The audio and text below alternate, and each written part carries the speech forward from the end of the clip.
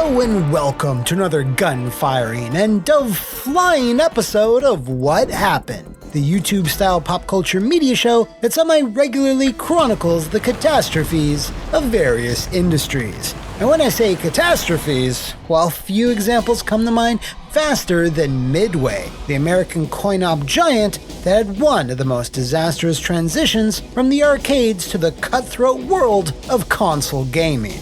In fact, hey, I already covered that particular topic at length in its own dedicated video, but if your minds are still a bit moist from our last episode on Wet, I said the following. Stranglehold. God, I gotta do a video on Stranglehold someday.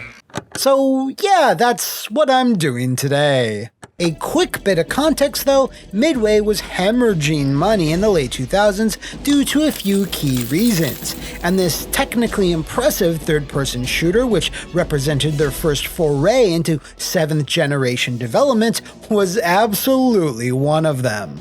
Because more often than not, you'll find that when dealing with things like a massive budget, a risky license, and brand new unfinished technology, things can tend to get explosively volatile. So grab your Berettas, Desert Eagles, MP5s, shotguns, sniper rifles, rocket launchers, and any other firearm under the sun as I answer the question, what happened to Stranglehold? I'll smoke. You talk. I think it's best to start with the master of the bullet ballet, John Woo, who after making milestone action films in Hong Kong and then a successful string of Hollywood productions, thank you, co-founded a new company that would specialize in adapting his sense of style into video games, a company named Tiger Hill Entertainment. This was very forward-thinking in 2003, well before such collabs would become more common years later as next-gen technology blurred the lines between games and film. What's a little bit more curious about the formation of Tiger Hill, though, was that it was Sega and not Midway that were listed as its first big partner, saying in a press release, Tiger Hill Entertainment and Sega have entered a multi-year partnership to co-create and publish video games based on original and existing John Woo and Sega properties, and that this marks the first time a filmmaker and video game developer will simultaneously collaborate on original properties to be developed into video games, as well as potentially expand into other areas of mainstream entertainment, including film, comic books, and toys. Try to be surprised, but none of that ever happened, and I couldn't really find a definitive reason as to why. Perhaps money disagreements, poor timing, or the fact that it was a terrible idea. When you think about the types of titles Sega were producing at that time, you know, Toe Jam and Earl 3, Billy Hatcher and Sonic Heroes, teaming up with the man that gave us The Killer and Hard Target may not have been the most synergistic pairing. So this collaboration wound up producing nothing, and nothing would continue to be the amount of news that would come out of Tiger Hill for quite a while. That long period of silence finally ended on May 18, 2005, with the formal announcement that John Woo was now teaming up with Midway to deliver a new next-gen action title named Stranglehold.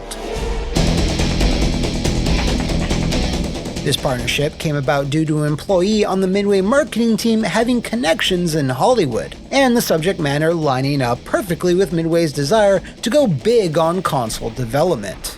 Up until that point, the Chicago-based publisher had coasted by with mostly arcade ports throughout the 90s, a business plan that was rapidly losing viability as the arcade industry was swiftly collapsing in North America and Europe.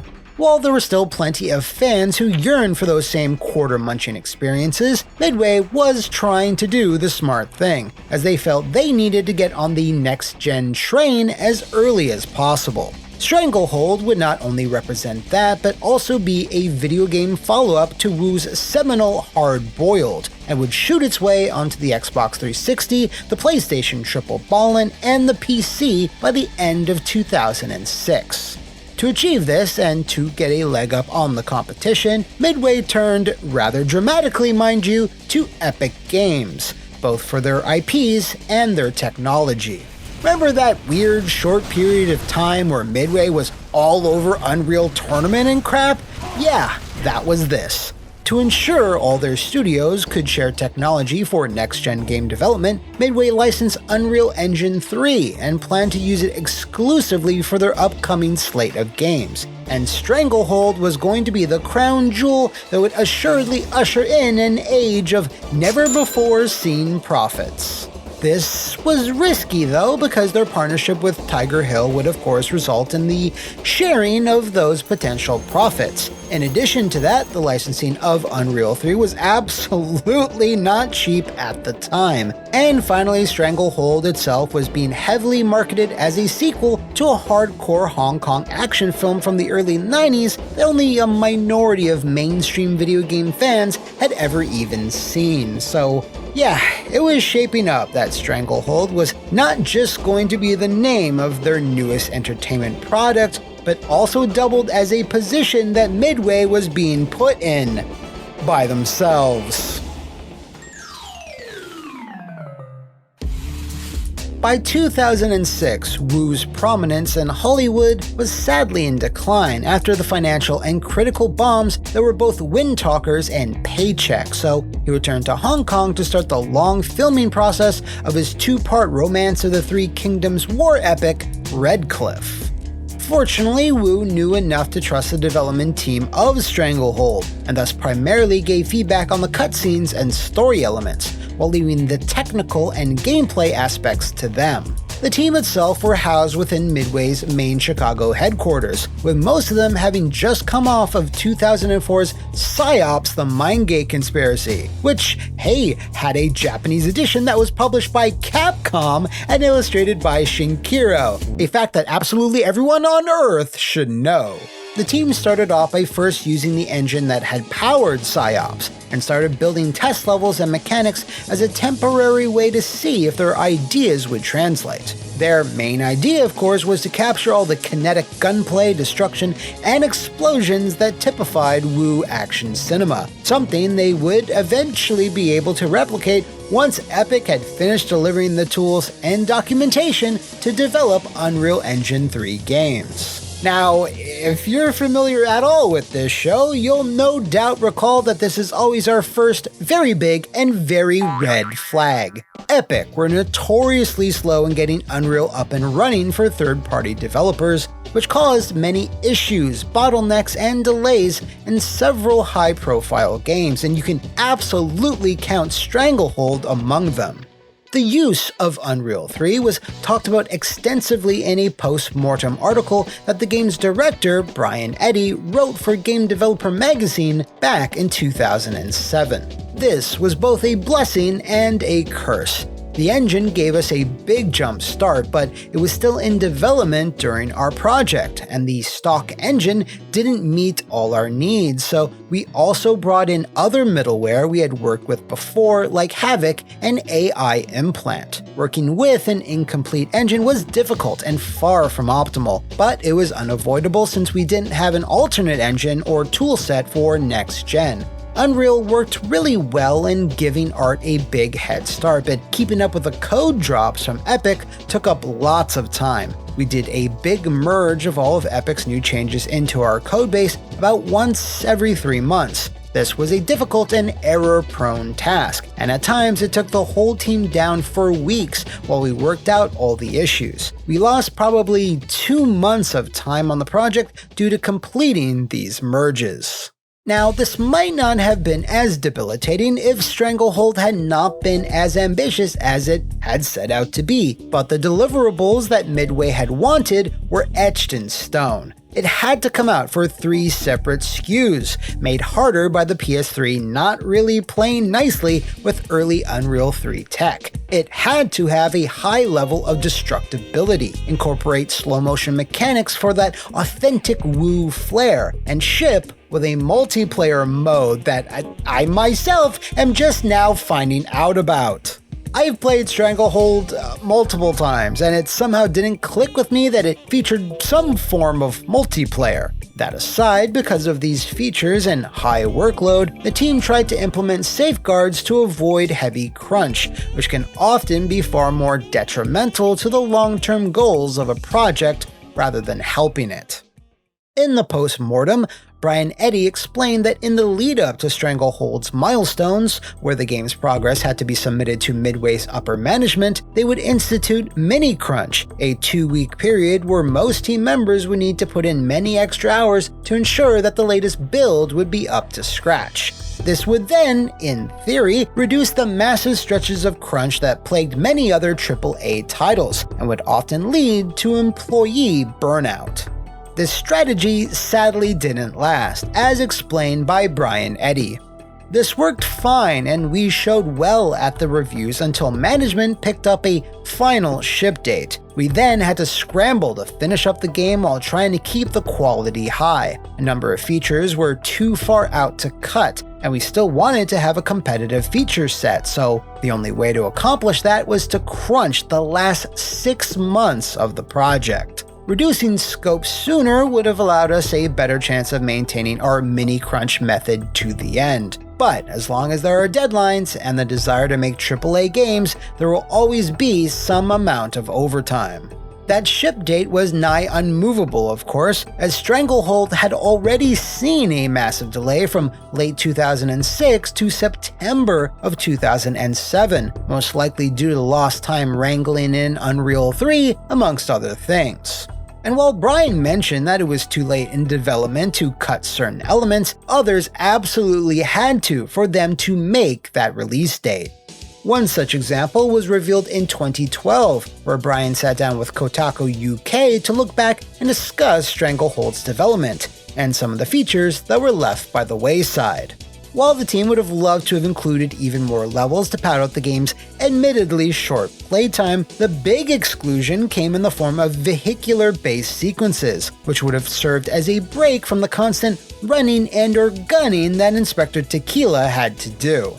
Both boat and car chase set pieces had originally been planned, but the team quickly realized they needed to first nail the on-foot gameplay before they attempted something completely different. The multiplayer mode was a victim of this as well, with Eddie saying to Kotaku UK, "Again, it came down to time and resources, but there were shades of some really cool things that could have happened in the multiplayer. We didn't have enough time to iterate it to a level that we would have liked." Which is probably a good reason why I have absolutely no memory of it. Unfortunately, all this leads to a similar situation when the game would eventually launch, because despite the time and effort that the team seemed to be putting into it, Stranglehold would still fail to remain in most gamers' memories not long after its slow motion dove onto store shelves, a fact that would have dire consequences down the line. Midway execs were not ignorant of Stranglehold's ballooning costs, as their entire plan moving into next gen was that they needed to spend money to make, hopefully, even more money. So when you consider John Woo's involvement, the licensing of the IP itself, the glitzy cinematics, the usage of Unreal Engine 3, the delay, shipping a Blu-ray quality version of Hard Boiled with the PS3 Collector's Edition, and the voice cast featuring Chow Yun-Fat himself, Stranglehold wound up costing a pretty penny. Brian himself cited that the game's development costs before marketing were in the tens of millions of dollars, while I was able to find several articles flat out saying that Stranglehold's price tag was around $30 million, which was absolutely in the upper echelon of game budgets in the 2000s. So Midway had to sell quite a few units to recoup that cost, and that's not something I'm entirely sure they did. The September 2007 NPD sales numbers had Stranglehold, which launched nice and early on the 7th, not landing at number 4, 5, 7, or even 10, but 12th overall, and just the Xbox 360 version. This report only tracked units sold for the top 10 games, so if we apply some logic here, with Heavenly Sword at 139,000 units, meant that in its first month, Stranglehold sold below that after weeks at retail, which is, yeah, less than an encouraging start. Critically, Stranglehold was received mostly positively, but many took issue with the game's short 6-hour playtime, its limited multiplayer mode, and the admittedly repetitive nature of its gameplay. While the environments would change, Tequila's moveset barely did, outside a few slow-motion powers, a problem which caused the game to feel a bit like a one-trick pony, according to several review outlets. And by spring of 2008, Midway wasn't really talking about Stranglehold anymore, although it was mentioned in a quarterly earnings report that it somehow sold over 1 million copies, but I'm assuming that's a worldwide number or shipped, because I really doubt that North American gamers suddenly started buying it in droves. Regardless, the team at Midway Chicago did start prototyping a sequel that was never officially greenlit. This game, sometimes titled Stranglehold 2 Gunrunner, but most likely would have wound up with just the final title of Gunrunner, was going to take a fairly drastic turn away from the Woo influences. Slow-motion special moves were going to be ditched in favor of cover mechanics, thank you Gears of War, and in lieu of deathmatch multiplayer, co-op was going to be the big new feature. How this would have worked was that one player was going to control Chow Yun-Fat, while the other would flex and pose as the Big D himself, Vin Diesel. I'm in your face. This bizarre partnership apparently came about via Midway's early work with Diesel on The Wheelman, before those co-publishing rights were sold to Ubisoft. In the Kotaku UK article, AdventureAndy expanded upon this follow-up project a bit more, saying that during the dying days of Midway, the idea of using expensive actors was dropped, and was then retooled into something without any involvement from John Woo, but would still retain the title of Gunrunner. The core part of the game was being able to create your own very diverse style of weapons. We had some amazing prototypes like sticky guns that would shoot out sticky fluid, so it wasn't just different types of bullets. There were very different types of guns, but still in the same realistic world setting. While I wasn't able to get into contact with AdventureAndy for a definitive clarification, this was most likely done to save costs, or in case negotiations with Woo broke down. And broke down they did! And everything else, really. Midway's other ventures, like the expensive and rather pointless development of This Is Vegas, along with other high-profile cancelled projects, meant they were spending way more money than they were making. This then of course resulted in their closure in 2009, with most of their IPs going to Warner Brothers, which will hopefully not be the case for much longer. As for Tiger Hill, I don't think they technically exist anymore. They are credited on some 2014 mobile game called Bloodstroke, but other than that, they released nothing aside from Stranglehold. In fact, Tiger Hill seemed to be the experts in not releasing things, as they were connected to games that never were, such as John Carpenter's Psychopath, Demonic, Shadow Clans, and were even involved with John Woo's perpetually unmade Metroid motion picture. So, while Stranglehold certainly played a part in Midway's demise, you can at least still experience all the lovely flying doves without having to dumpster dive in the back of your local GameStop, as GOG still offers the PC version as of this writing, but who knows how long that'll last. There's just something distinct about Midway's devil-may-care attitude in the 2000s. Just keep spending cash, don't stop for any reason. That's the big ticket, you see, making poorly thought out and nearsighted decisions at every turn. And it's that type of reasoning that fuels this very show. So it's always comforting to know that Midway's former head honcho, Matt Booty, is still keeping that attitude alive as the president of Xbox Studios. And if you know of any other examples of acrobatic obstacles in the video game or movie industries, please let me know in the comments below, check my channel to see if I've covered it before, or head on over to the half-destroyed waterfront factory that is my social media. See you next time, and thanks for watching!